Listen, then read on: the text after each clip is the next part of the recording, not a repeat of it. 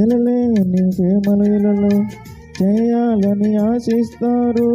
అందనంత గొప్పవారిగా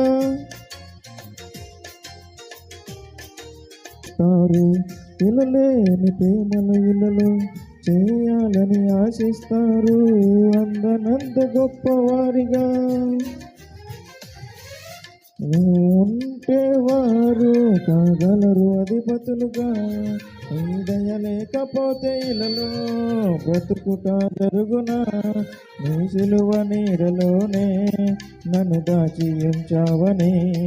నా శేష జీవితాన్ని నీతోనే గడపాలని, నీ దయలో